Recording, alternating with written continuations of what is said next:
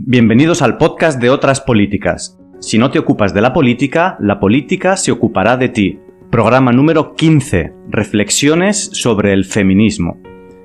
La palabra feminismo en los últimos tiempos ha ido tomando cada vez más relevancia en muchos contextos, muchas veces rodeada de una connotación negativa. Feminismo no significa enemistad a los hombres, ni pretende la supremacía de las mujeres. En el diccionario de la Real Academia de la Lengua se define feminismo como el principio de igualdad de derechos de la mujer y el hombre. Para reflexionar sobre el tema, hemos querido invitar a 3 mujeres. Hoy está con nosotros Patricia Elías, que es psicoterapeuta psicoanalítica. Hola, Patricia. Hola, ¿qué tal? También está con nosotros Rocío Osuna, actriz de la compañía Tribueña. ¿Qué tal, Rocío? Buenas tardes. Hola. Y también ha venido Candela, que ya estuvo en varios programas anteriores, que es estudiante casi graduada en filosofía y musicología. Hola, Candela, ¿qué tal? Buenos días. Y como cuarto integrante de este debate está uno habitual del programa, que es Carlos Peiro. Hola, Carlos, ¿cómo estás? Hola, buenos días. Te dejo a ti la aventura de empezar el debate. ¿Qué pretendemos hoy en este programa? Bueno, la idea que a ver si conseguimos ponerla en pie,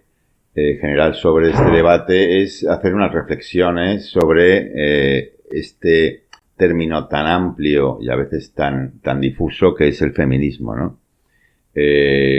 Lógicamente, para hablar de estos temas, pues me parece esencial contar con 3 mujeres que desde diferentes ópticas y con diferentes perspectivas nos pueden iluminar o acercar un poco a estos aspectos, ¿no? Que son algo más que simples movimientos sociales, ¿no? Que tienen que ver con una parte esencial de la sociedad como es la mujer, ¿no?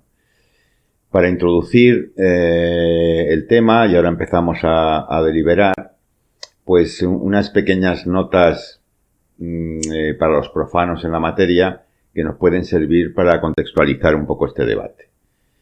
Está admitido de forma general que el feminismo ha tenido como 3 etapas, 3 olas, 3 grandes movimientos que se ciñen en primer lugar y siguiendo un orden histórico de más lejano a más próximo. El primer movimiento se sitúa en los finales del siglo XIX y comienzo del siglo XX a partir de la reivindicación básicamente liderada por mujeres en términos de tener derecho al voto como cualquier otro ciudadano más, ¿no? Este movimiento, que se conoce más como el sufragismo, que se produce en diferentes puntos de Europa y de Estados Unidos, reivindicaba fundamentalmente la posibilidad de la mujer de tener participación en la vida pública a través del voto o a través de su acción política concreta, ¿no? A partir del final de la Segunda Guerra Mundial se empieza a estructurar un segundo movimiento, una segunda oleada, que tiene más que ver con los derechos de la mujer. No es solamente los derechos cívicos, sino también tiene que ver con los estilos de vida, con la forma de entender a la mujer en la sociedad, en cuanto a la incorporación al mundo laboral, como en las relaciones y los roles que estaban establecidos socialmente hacia la mujer en términos de ser ama de casa, de ser la que cuidaba, se ocupaba de la crianza de los niños, etcétera, etcétera. Y a final de los 90, a principio del siglo XXI, en el movimiento feminista, y es la tercera oleada, se empieza a plantear más las cuestiones relacionadas con la identidad de género, con el género en sí mismo, que es en realidad ser mujer, a diferencia de lo que podía plantearse de que es ser hombre, ¿no? En esta última oleada en la que estamos todavía bastante sumergidos, pues ha habido diferentes posturas y diferentes formas de entenderlo, diferentes sensibilidades que dan lugar a 14 o 15 formas de feminismo, así a bote pronto, en la forma de entender e interpretar las cuestiones relacionadas con el género. Desde esta óptica, pues yo quería empezar a plantear diferentes cuestiones para que fueran debatidas, ¿no? Por ejemplo, Gloria Steinem, que es uno de los iconos del feminismo, dijo en su momento: el feminismo no es repartirse el pastel entre ambos sexos, es hacer uno nuevo. Preguntaría a mis compañeros de debate, mis compañeras de debate, ¿qué es esto de hacer un nuevo pastel? ¿Esto es posible? Bueno, pues yo creo que sí, que estamos ante la dificilísima tarea de un cambio de perspectiva, ¿no? Como un nuevo constructo, que estamos ante ello y estamos buscando como la manera de definirlo. Aquí el tema, o sea, bueno, yo siempre hablo desde mi experiencia clínica y desde mi experiencia como mujer. Entonces quiero partir de eso, que no hago como una reflexión como más académica o más teórica. Entonces yo lo que estoy viendo a nivel clínico con mis pacientes es que se está tratando como de redefinir esta cuestión, pero donde este pastel está como muy mal distribuido, donde la mujer nos encontramos ante una situación donde nos hemos una disque empoderación, pero en esta empoderación estamos con una sobrecarga de tareas impresionante, ¿no? Es como que se le han ido sumando tareas y no hemos sido capaces como de distribuirlas de manera como mucho más equitativa, ¿no? Entonces, esto es lo que yo un poco, la crisis que yo veo. Lo resumo de la siguiente manera. Se presume mucho, o sea, las mujeres lo presumen mucho y los hombres también, de esta habilidad de las mujeres de ser multitaskers, ¿no? Que es un término en inglés, ¿no? Que es la capacidad de la mujer de hacer millones de cosas simultáneamente. A mí, honestamente, me parece de las cuestiones más ofensivas que se le puede decir a la mujer, ¿no? Es esta proyección que nos hemos como bueno, yo lo veo como una proyección como muy falocéntrica, ¿sabes? Que nos hemos tragado, nos hemos introyectado y la actuamos constantemente de ser omnipotentes y estar constantemente satisfaciendo necesidades y no renunciamos, no hacemos estas renuncias necesarias para que el otro se involucre. Entonces, estamos en esta constante como infantilización del otro, tanto de los hijos como del hombre. Entonces, un poco, o sea, lo que yo estoy viendo, ¿no? Es lo que yo veo es esta cuestión donde estamos intentando hacer un cambio, pero desde lo que yo veo es como desde una forma que no es sostenible, ¿sabes? Porque la mujer acaba completamente desgastada, quemada, enojada, y también la parte donde inutilizamos aquellas personas que nos rodean, ¿no? El hombre en muchas ocasiones, pues sí, no puede, no cumple con esta potencia. Entonces, bueno, no sé. Pues yo creo que desde mi experiencia te puedo decir que tu reflexión me parece absolutamente acertada, tanto desde el ámbito de lo académico, de lo laboral, de la familia, el cuidado de los otros. Es decir, la mujer en esta última etapa de la historia cada vez se vanagloria de poder hacer más cosas, y a la vez en mi entorno yo veo un estado de agotamiento, ¿no? De una inercia, una velocidad a la que nos lleva la sociedad, en la que constantemente tenemos que estar haciendo cosas, y si no las hacemos nos sentimos mal con nosotros mismos, ¿no? Lo que sí que yo he podido observar es que hay cierto cambio entre a lo mejor la generación de mi madre, de mis padres, y la mía, en cuanto un poco al reparto de tareas que podríamos decir con lo de este pastel. Es decir, yo sí que estoy viendo que se está tratando por lo menos de construir algo nuevo, en el sentido de que, bueno, por ejemplo, es muy típica esta visión de que yo sigo viendo en mis abuelos, en mis padres, de, bueno, mi padre ayuda a las tareas de la casa, pero es como que hace un favor, ¿no? Porque en realidad no es su rol principal, ¿no? Sin embargo, en mi generación sí que veo que es algo como que ni se plantea. Es decir, que hay un reparto mucho más equitativo. Que tú vas a casa de algún amigo y estás con tus amigos, o o estás con tu pareja y no tienes que hacer tú como mujer todo, sino que se reparten las tareas en este sentido. Pero sí que veo que hay un cierto modelo de conducta femenina que sí que tiende un poco a esta acumulación de tareas. Entonces, creo que sí que se está empezando a plantear la posibilidad de crear un nuevo pastel, pero no estamos todavía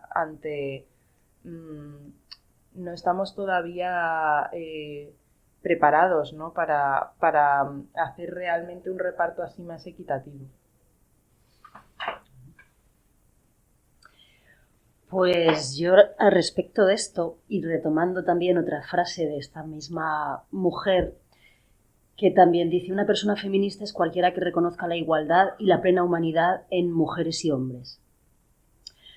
Yo de esto rescato también esta cuestión de naturaleza femenina o masculina, sin entrar tampoco en cómo definimos esa naturaleza, ¿no? Porque también es otra cuestión difícil de tratar o compleja, ¿no?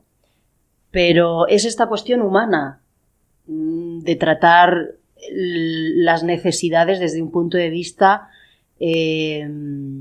no tan de género, pero sí viendo las capacidades y las posibilidades que cada ser humano tiene, ¿no? Eso hace mucho más compleja la situación y sobre todo definir los roles, ¿no? Que creo que en eso se está también mucho ahora, ¿no? En una confusión muy grande de roles partiendo de la naturaleza humana de cada ser humano. O sea, valga la redundancia, ¿no? Pero yo estoy ahora haciendo un espectáculo en el que tengo la suerte de encarnar a una mujer maravillosa que fue una poetisa rusa que tenía la valentía de decir que lo que hacía falta es que, bueno, esto lo voy a decir así un poco con mis palabras, ¿no? Pero como que todo el mundo se diera cuenta del valor que hacía del valor que tenía lo que ella hacía, y que entonces deberían estar haciendo todo lo posible porque ella no estuviera haciendo otras cosas y pudiera dedicarse a escribir y hacer lo que realmente era su cometido en este mundo, ¿no? Estamos tan en la batalla diaria, tan en esta infantilidad de relación, que realmente no nos damos cuenta de las necesidades que tenemos como seres humanos, de capacidad de evolución, ¿no? De cómo ir avanzando siendo un equipo. No tirándonos tierra los unos a los otros y viendo a ver qué puedes hacer tú o qué puedo hacer yo, y entonces aquí establecer esta guerra que se supone que tenemos, que ya con el feminismo se extiende incluso entre las mujeres, ¿no? Porque el que tú tengas un concepto de feminismo diferente o tengas un concepto de ti misma diferente también te hace entrar en conflicto con los demás. Y aunque luego todo viene, digamos, al mismo saco, ¿no? A ver pues qué es lo que necesitamos y hacia dónde tenemos que avanzar, nos perdemos con los conceptos. Y bueno, es un poco la visión que yo puedo tener, digamos, más personal de este tema, ¿no? De ver también un poco a nivel del individuo que estamos necesitando para poder resolver estas cuestiones. Sí, en ese sentido yo creo que has puesto el dedo en la llaga en relación con lo que decía Gloria Steinem, ¿no? En el sentido de ir hacia que ese pastel nuevo, por así decirlo, recoja la posibilidad del desarrollo de la naturaleza de ambas partes o ambos géneros, ¿no? Masculino y femenino, ¿no? Y has puesto el dedo en la llaga porque efectivamente hay clichés, esquemas que lo van impidiendo, ¿no? Muchas veces uno piensa si este planteamiento tan marcado en torno a lo femenino a partir del feminismo si no está remarcando casi más de la cuenta esta brecha en vez de subsanarla, ¿no? En ese sentido, John Galvin, otra activista feminista, decía, y quería sacar esto a colación para también debatirlo un poco, decía, no hace falta ser antihombre para ser promujer. Sí que es verdad que en el debate que se suscita parece como que hay una cierta tendencia a establecer esta cuestión en términos de frentes, ¿no? En términos de división, en términos de unos contra otros, un poco especialmente beligerante. A ese respecto no sé qué opináis, no sé. Pues yo un poco mi reflexión en torno a esto es que si no se necesita ser antihombre, pero lo que se necesita, para ser promujer, pero lo que sí se necesita es como cuestionar aquellos introyectos, aquellas como ideas que tenemos, cuestionarlas y después entrar en un proceso de cambio. Pero en este cuestionamiento es que viene implícito la parte tal vez de enojo, enfurecimiento en muchos temas en contra del hombre. Por ejemplo, en torno a la virginidad, ¿vale? Que muchas personas pueden decir, bueno, pero esto ya no es como válido en nuestra cultura, en Occidente, en España. Pues sí lo es, ¿no? Porque es como la mujer, o sea, la virginidad entendida, ¿no? Desde el catolicismo, como la mujer como posesión del padre del hombre. Entonces, si nosotros nos metemos a cuestionar estas cosas, claro que viene esta parte como de enfado, de enojo en contra del hombre, ¿sabes? Entonces, yo creo que sí, o sea, y lo hablo siempre desde la clínica, ¿vale? Creo que es importante dar lugar a esta parte como emocional, esta parte de poder elaborar estos temas, pero lo importante es no quedarte ahí, ¿sabes? No quedarte en la parte del enfado, pues sí, como ahí sería no evolucionar. Entonces, yo sí creo que es importante en estos cuestionamientos que tenemos, dar cabida a estas emociones, pero después evolucionar para no caer en esta cosa de ser antihombres, ¿no? Porque yo creo que es fácil, ¿sabes? Yo creo que es fácil caer ahí. Muy, muy fácil. Y en parte, esta cuestión, además de ser promujer, ¿no? Que también ¿qué es ser promujer? Uh-huh. Algo muy importante que también nos ha pasado a las mujeres es como la pérdida de nuestra esencia, ¿no? Nuestra naturaleza. Entonces, vuelvo siempre como al mismo tema, pero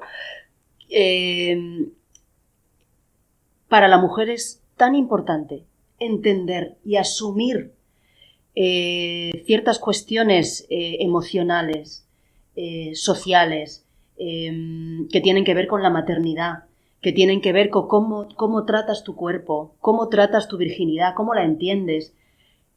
Para eso es muy importante todo el entorno que has tenido. Uh-huh. Si en tu entorno, en tus referentes, has tenido personas que asumían o entendían esa naturaleza, ¿no? Y lo han compartido contigo y han tratado de que tú como mujer asumas ciertas cosas y asumas que los hombres tienen otro tipo de cosas.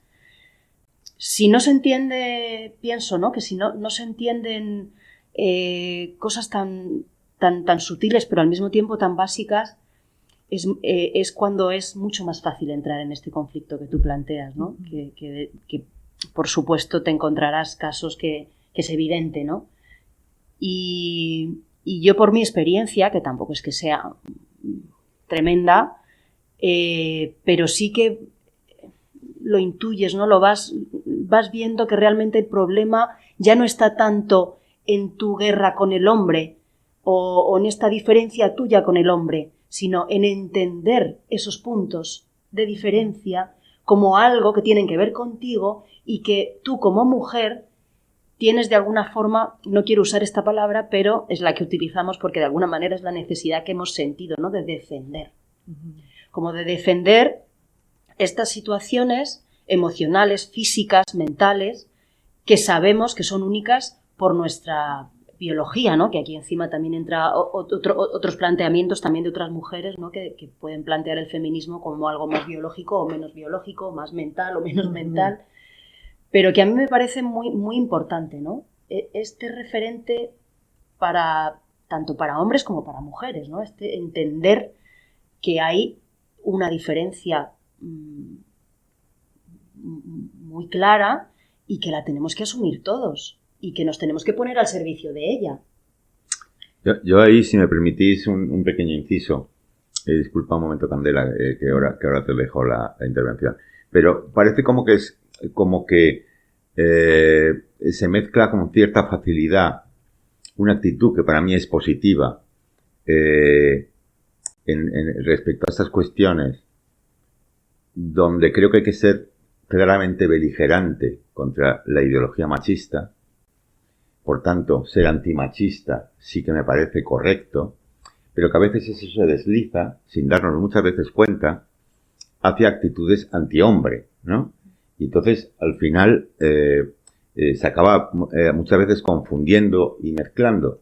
Yo me planteo si el propio feminismo o la propia mujer, como abanderada de ese planteamiento antimachista, no también nos obligaría a todos a también hacer una redefinición del hombre, no solamente una definición de la mujer, sino también del hombre, y a partir de ahí de poder crear vías de relación, vías de encuentro, vías de comunicación y de interacción, donde sea posible que ambos dos se desarrollen. Y que ese es el pastel nuevo del que estábamos hablando antes, ¿no?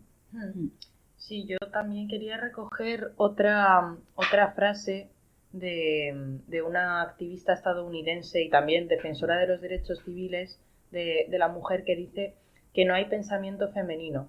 El cerebro no es un órgano sexual. Entonces, también un poco para recoger lo que estaba planteando Rocío, de que hay una diferencia de la que tenemos que partir y a la que tenemos que ponernos al servicio un poco para comprender, es que bueno, y Patricia lo sabe muchísimo mejor que yo, claramente, pero estamos sometidos a procesos hormonales completamente distintos el hombre y la mujer está sometida o forma parte, bueno, sometida no, pero forma parte de su condición biológica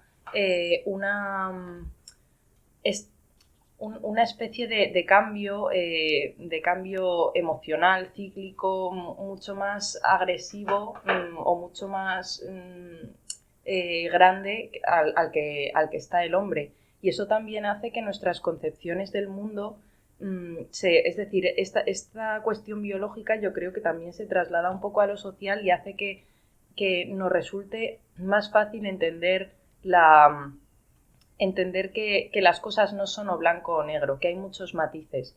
Entender problemas que tienen que ver con los conflictos, con la violencia, con la maternidad. Es decir, las madres del mundo o las mujeres que han tenido hijos, aunque pertenezcan imaginaros, a dos países que están en enfrentamiento, son capaces de entenderse de la forma más brutal posible, precisamente porque entienden ese dolor de la pérdida. Y esto históricamente lo hemos podido ver en todas las guerras que ha vivido el mundo. Es decir, la mujer creo que tiene una facilidad mayor hacia el cambio, ¿no?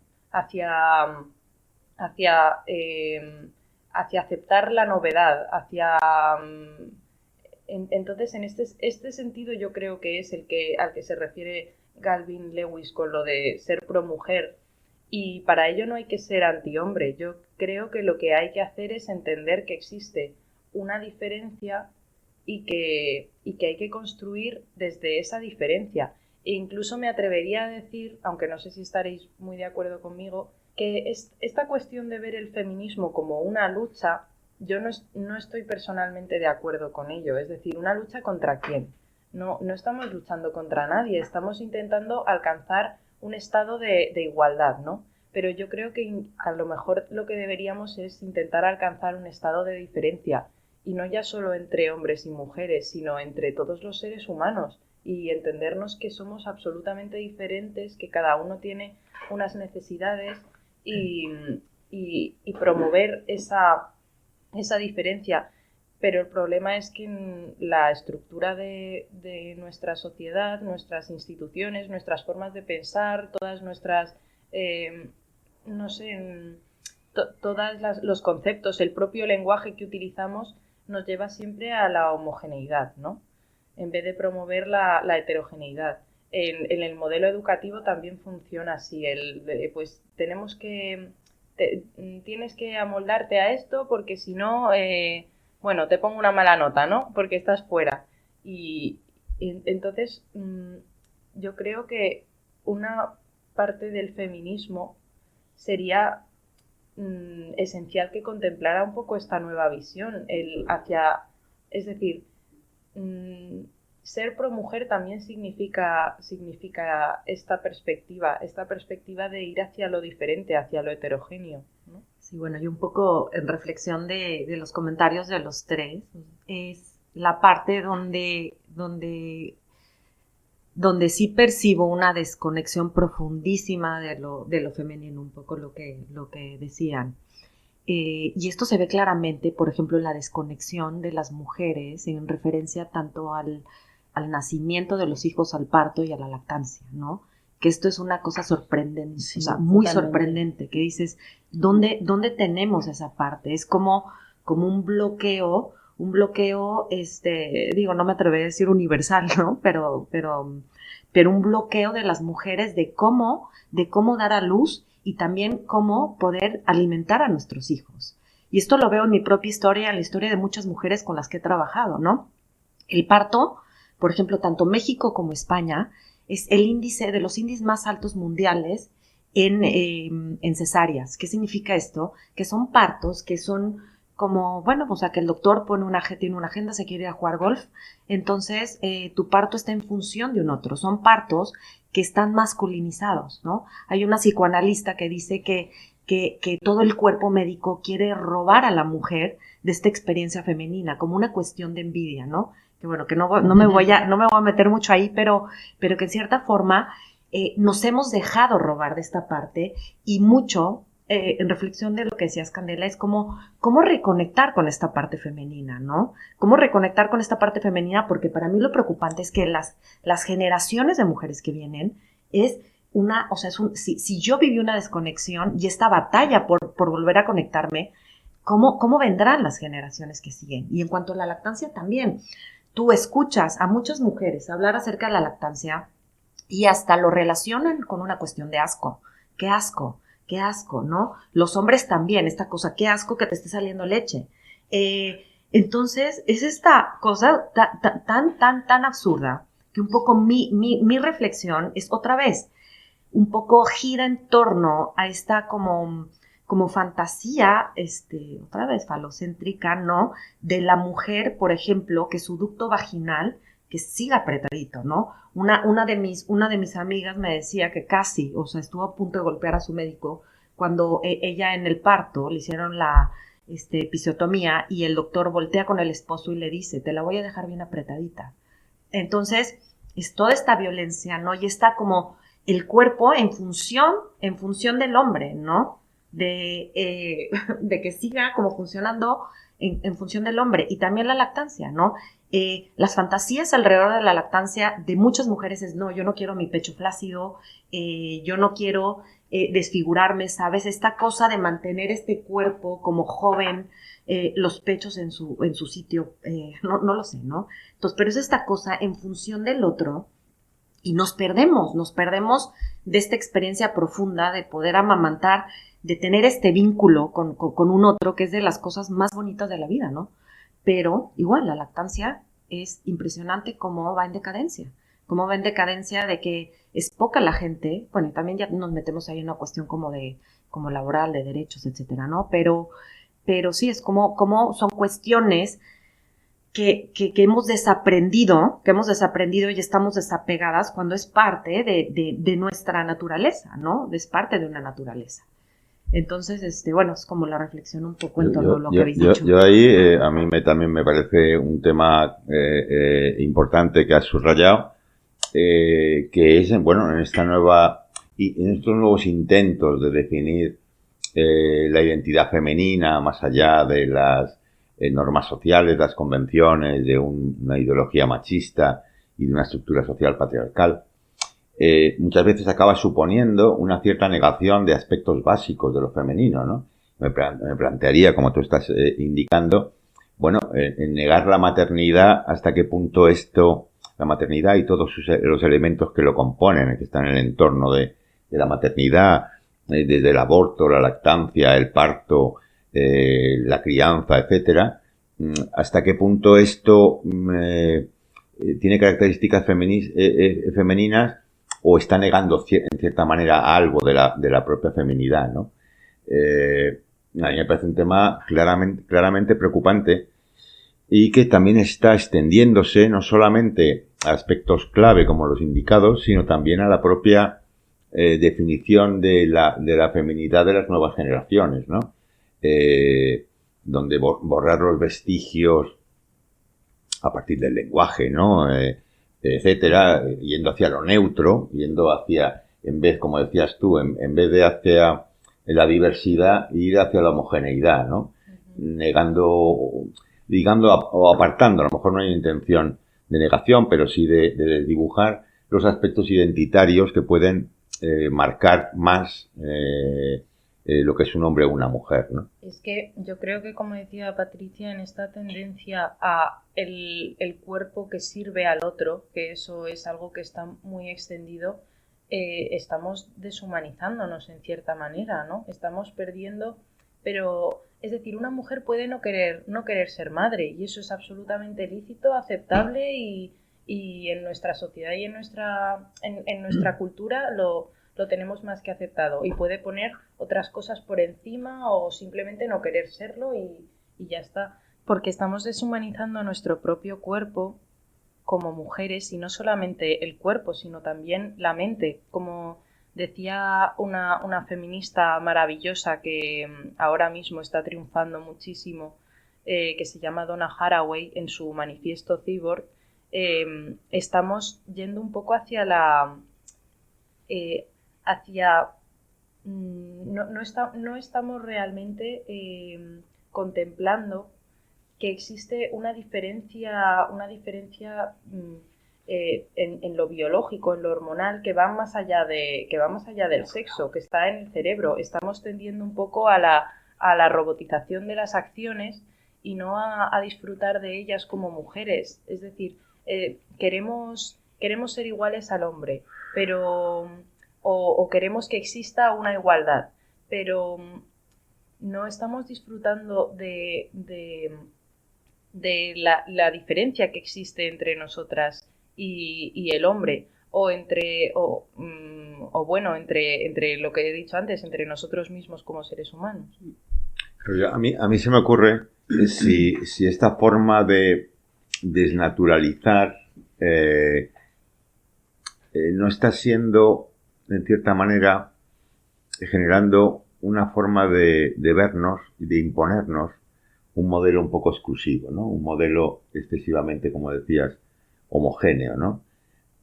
A partir de la negación de los aspectos más naturales. Desde luego, por mucho que insistiera Charles Perkins hablando de que el cerebro no es un órgano sexual, es que el cerebro no es un órgano sexual, pero vamos a ver, todas las células son un órgano sexual si nos ponemos a mirar, ¿no?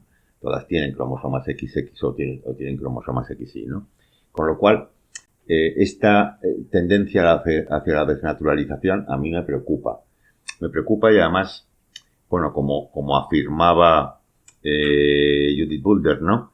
Claro, una cosa es que los roles masculinos y femeninos no estén fijados biológicamente, que son constructos sociales, pero no significa que no haya aspectos diferenciales biológicos, ¿no? Y negarlos a mí me parece un camino peligroso y que en la aventura identitaria de descubrirte dejes fuera de forma radical estos aspectos. Yo, bueno, con respecto a esto, es que es también mi preocupación de cara al futuro de muchos y muchas jóvenes ahora mismo, que no sé si es una cuestión psicológica o es una cuestión de roles que ya tienen como tan asumido este rollito de rol social por ser hombre o por ser mujer o por querer ser todo lo contrario, y es negar tu sexualidad o negar tu identidad o negar tu naturaleza, o sea, física. Quiero decir, que un joven ahora, y digo un joven por no decir una joven, porque no sé muy bien cómo enunciarlo, pero no se reconocen ni como hombres ni como mujeres. Y me llama muchísimo, muchísimo la atención eso, que un chico o una chica con 14 años, 16 años o 20 años niegue ser un hombre y niegue ser una mujer. No me aventuro a dar un criterio personal o particular sobre la situación de esa persona, porque, bueno, tampoco sé muy bien qué es lo que ha visto, no ha visto, qué se ha descubierto en sí mismo o cuál ha sido su trayectoria un poco vital para partir de esa negación como principio de actuación en su vida, ¿no? Y que alguien vaya a hablar contigo y tú le digas, no me llames chico, no me llames chica, no, es que no soy ni hombre ni mujer. Me parece que ahí se abre una brecha muy, muy importante, porque, claro, entonces ya ni siquiera este discurso tiene sentido de feminismo, ni machismo, ni nada, porque no entra esa diferencia. Si no entra esa diferencia, es que es lo que pasa. No sé si me doy a entender lo que quiero decir, ¿no? Es lo que pasa con el debate sobre el machismo y el hombre, ¿no? Bueno, pues no por ser hombre eres machista, y hay que ser muy beligerante con un pensamiento machista, sin duda. Pero aquí es que otra vez todo se está planteando en términos de roles. Los roles son los aspectos identitarios sobrevenidos en los cuales tú representas un papel. Vale, pues seguramente cuestionarlos no está nada mal, ¿no? Pero en ese sentido yo le plantearía a nuestra compañera en el debate psicoanalista, el ser humano, además de los roles que representa, digamos que eso es como nuestra identidad de la piel para afuera. Hay una identidad más de la piel hacia adentro, ¿no? Que no tiene que ver con el rol que representas, sino con tu propia sensibilidad.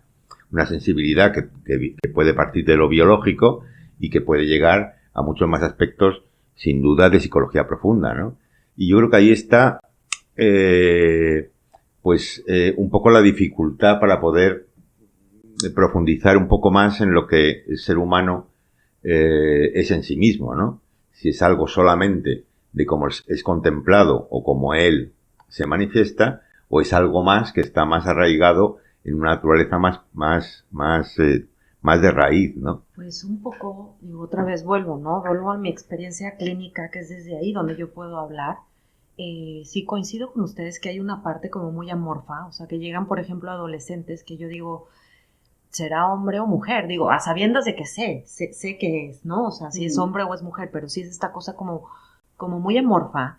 Pero después también hay una parte donde también es como un cuestionamiento muy adolescente que sí suele resolverse. Por ejemplo, algunos padres llaman con una preocupación tremenda, no, es que mi hijo me dice que le gustan los hombres, las mujeres, o que no es hombre ni mujer. Entonces yo también hay una parte que yo no sé si estoy si estoy negando como la magnitud de esta crisis, pero yo también es una parte donde tampoco le estoy dando demasiada importancia, porque lo que me ha dicho la experiencia es que sí suele resolverse, se suele resolver para un lado o para el otro, que es una cuestión que está siendo un poco como, no lo sé, es una cuestión que está haciendo que no tiene mucho fondo, pero de verdad para mí es un cuestionamiento un poco joven, que no sé si estoy siendo asertiva. Entonces sí, es un poco mi reflexión, que no está siendo, es como un conflicto que se resuelve en el momento donde ya tienen esta necesidad mucho más profunda de definirse como seres humanos, ¿no? Uh-huh. Pero, de verdad, un poco lo dejo como que todavía no profundizo bien en el tema, y todavía siento que no tengo como esta certeza o esta no lo sé, como más profundidad en mi respuesta, ¿no? Es que ya no es, como decía Platón en el banquete, porque Platón plantea en un momento determinado que antes de ser seres humanos, que nos dividimos en el sexo masculino y femenino, cuenta como una historia así un poco fantasiosa en boca de Aristófanes, en la que dice que el ser humano primigenio era esférico, era redondo, era andrógino, era una mezcla de ambos sexos, era perfecto, etcétera, y que en un momento determinado experimentó un proceso de caída con respecto bueno, como que quiso acercarse demasiado a la divinidad y los dioses nos castigaron dividiéndonos en dos, ¿no? Pero es que ya no es solamente eso, sino que, es decir, que seamos como las dos cosas y que una persona no se sepa definir o no sepa entender si es hombre o si es mujer, sino que directamente no te identificas con ninguna cosa. Entonces, si no te identificas con ninguna cosa, ¿dónde está ese punto de humanidad? Es decir, suena un poco fuerte, pero creo que me entendéis en este sentido. A lo mejor no he escogido las palabras adecuadas, pero yo creo que no me atrevería mucho a posicionarme sobre este debate en torno al género neutro, el género fluido, porque creo que a lo mejor es algo que se ha experimentado a lo mejor siempre a lo largo de la historia y hasta ahora no ha existido un lenguaje para poder manifestarlo, o a lo mejor no. Lo que sí que tengo claro es que no me atrevo a calificarlo como a lo mejor lo haría la generación de mis abuelos, de que eso es una enfermedad comparable a la homosexualidad o al lesbianismo. Eso me parece una barbaridad. Es decir, que a lo mejor yo como Candela, como persona, no sepa entenderlo porque no lo he vivido, no quiere decir que esté mal, para nada. Entonces no me atrevo a juzgarlo ni mucho menos. Lo que sí es que lo dejo abierto, es decir, no sé hasta qué punto está bien o mal, eso no lo juzgo, pero bueno, que se está empezando a reconocer, yo creo que por lo menos es un paso hacia adelante. Y también comparto un poco con Patricia que a lo mejor es algo que puede resolverse, que puede no resolverse, pero que no hay que darle tanta importancia. Es decir, yo tengo amigas que han sido chicos y que en otro momento de su vida ahora son chicas o se identifican más con el género femenino. Y digo amigas y no amigos porque bueno, su sexo es femenino, pero claro, su género ha ido variando, ¿no? Ahí Patricia ha mencionado una crisis muy habitual en la adolescencia, que es la crisis en el proceso de sexuación, donde se produce una sexuación, si queremos, un tanto indefinida, un tanto ambigua, que luego finalmente efectivamente se suele decantar, ¿no? Y Candela nos menciona una cuestión en relación con la identidad sexual, más que no tiene tanto que ver a lo mejor con la adolescencia específicamente, pero sí que tiene que ver con una actitud que a mí no me parece nada mala, que es una actitud de aventura sexual o de juego sexual en el cual se pulsan diferentes teclas en esa aventura que para mí es de mayor envergadura, que es generar una identidad propia, ¿no? Y donde, pues, con lo sexual se juega en diferentes posiciones para averiguar cómo es en el fondo tu propia sensibilidad como ser humano, ¿no? Por terminar, claro, es que estamos hablando, tú has mencionado, Candela, a Platón, es que estamos hablando de algo que lleva pulsando como una necesidad en el hombre desde miles de años, ¿no? Que es en el fondo los aspectos identitarios, ¿no? ¿Qué somos, no? ¿Quién soy yo? ¿Cómo soy como individuo, no? Todas estas cuestiones que son muy profundas, muy complejas, muchas veces nada fáciles, evidentemente son un poco la vocación que tiene este siglo XXI, ¿no?